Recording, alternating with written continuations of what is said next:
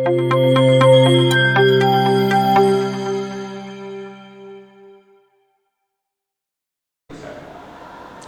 learners, today we will going to deal with module number 5, that is understanding feminism through select works of Indian poets. So in this module I will be dealing with one Indian poet, that is Toru Dutt. So let's start.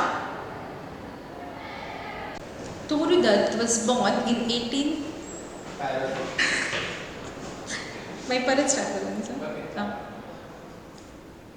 Toru Dutt was born in 1856 and died in 1877. Toru Dutt was Indian poet and writer who wrote in English and French during the 19th century. She is considered one of the earliest Indian poets who wrote in English and gained recognition for her poetic works. Her notable work is Ancient Ballads and Legends of Hindustan. Posthumously published, it is a collection of poems that draw upon Indian mythology and legends. It showcases her deep appreciation for Indian culture and heritage. She died at the very young age, that is 22. Despite her brief life, her contribution to Indian English literature is significant and her works continue to appreciate for the blending of Western literary forms and Indian themes and sensibility. Her notable works are Lotus. Lotus is a beautiful and contemplative poem that explores the symbolism of the lotus in Indian culture. The lotus is a significant and sacred flower of Hinduism, representing purity, beauty, wealth, and the unfolding of spiritual consciousness. Then we have second work, Lakshman. Toru Dutt wrote a collection of poems titled A Sheaf Gleaned in French Field, and one of the poems in this collection is titled Lakshman. This poem narrates the moment from Hindu epic Ramayana, specifically focusing on Lakshman, the younger brother of Lord Rama. In this poem, Lakshman is portrayed as a loyal and self-sacrificing brother who chooses to stay awake and guard his brother and sister-in-law Rama and Sita during their exile in the forest. It captures the essence of Lakshman's devotion and duty, highlighting his commitment to protecting his family. Then the third work we have our Casuarina Tree. It is a nostalgic and poignant poem written by Toru Dutt. The poem revolves around a giant Casuarina tree that stood in the poet's family garden, serving as a silent witness to the various phases of her life. Then next we have Christmas, Savitri and Sita. Now I will be directly dealing with the poem Sita. Her most famous work was Ancient Ballads and Legends of Hindustan, from which the poem Sita has been extracted. This poem reveals Toru Dutt's admiration for Indian mythology and her concern for women's suffering and victimization, even in ancient times. The poem is a part of collection Ancient Ballads and Legends of Hindustan that was released after her death in 1882. It is believed to be her finest work, which shows how deeply rooted she was in the foundations of Hindu philosophy and culture. 9 ballads are included in this collection that draws inspiration from Indian myths and stories. These poems marked an entirely new stage with the growth of Toru Dutt's poetry in her desire to express a deep passion for her homeland and the traditions from which she was alienated for many years. Toru Dutt provides an interesting lens through which one can examine certain feminist perspectives.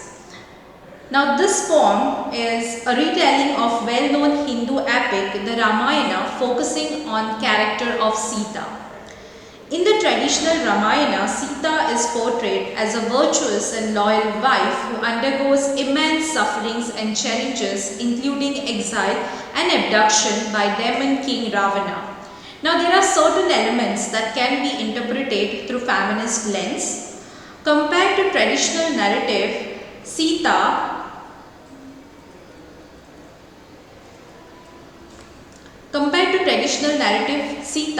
in Dutt's ballad, she more confidence and assertive role. Sita is not merely a passive victim, but she displays strength and resilience. This can be seen as feminist reinterpretation, emphasizing Sita's agency and ability to face challenges on her own terms. The ballad highlights Sita's strength in the face of adversity. Despite the hardship she faces, she remains steadfast and unwavering. This can be seen as a feminist perspective emphasizing the empowerment of women through resilience and determination.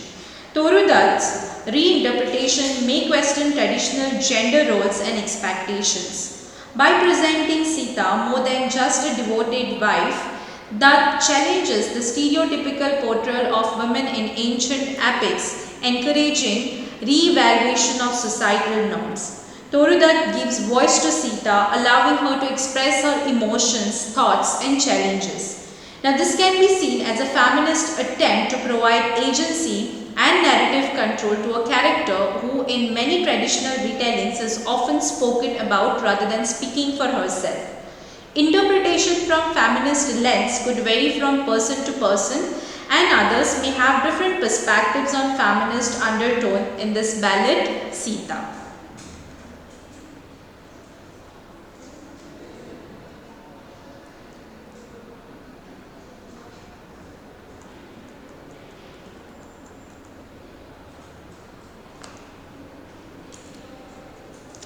Maya Angelou. She was born on 4th April 1928. Due to parents' divorce, she went to live with her paternal grandmother in Stans. Her older brother Belle gave her Angelou a nickname Maya. Her interest in written words and English was evident from early age. Throughout her childhood, she wrote essays, poetries, and kept a journal. While she might not have explicitly identified herself as a feminist, her writings often explored themes related to women's experiences, empowerment, and the challenges they faced.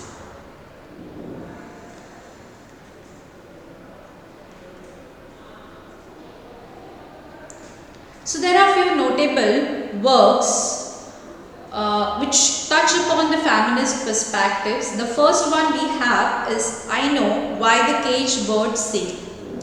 Now this work was published in 1965. This is autobiographical novel which is coming of age story that explores her childhood and adolescence. The book addresses issues such as racism, trauma and sexual assault, offering insight into the strength and resilience of women in the face of adversity. The second work we have here is And Still I Rise, which was published in 1978. This poetry collection features the famous poem Still I Rise, a powerful declaration of resilience and strength in the face of oppression. The poem speaks to the indomitable spirit of women and is often interpreted as a feminist anthem. The third work is Phenomenal Woman, which was published in 1978. This poem celebrates the power and confidence who is comfortable in her own skin. While the poem does not explicitly address feminist themes in the way one might in the academic discourse, it can be interpreted in the feminist perspectives in several ways. The poem emphasizes the speaker's self-assuredness and confidence in her physical appearance, regardless of societal standards. Now, this can be seen as the feminist statements challenging the conventional expectations placed on women's body. By embracing her own body and exuding confidence, the speaker rejects the notion that a woman's worth is solely determined by societal beauty standards. The poem exudes a sense of independence. The speaker is not defined by anyone else's opinion or judgments. She is self-reliant and embraces her own identity. This theme aligns with the feminist ideals of women asserting control over their lives and rejecting traditional gender roles. The speaker's assertion of her own attractiveness is a form of defiance against the objectification of women. Instead of being passively objectified, the phenomenal woman in the poem actively controls and shapes her own narrative, challenging the traditional power dynamics often associated with the gender relations. Phenomenal women can be viewed through feminist lens by highlighting its theme of body positivity, independence, defiance against objectification, celebration of female sexuality, and the promotion of unity among women. The poem resonates with the idea that women's strength lies in her self-love, confidence, and authenticity in the society that often imposes limiting expectations on women.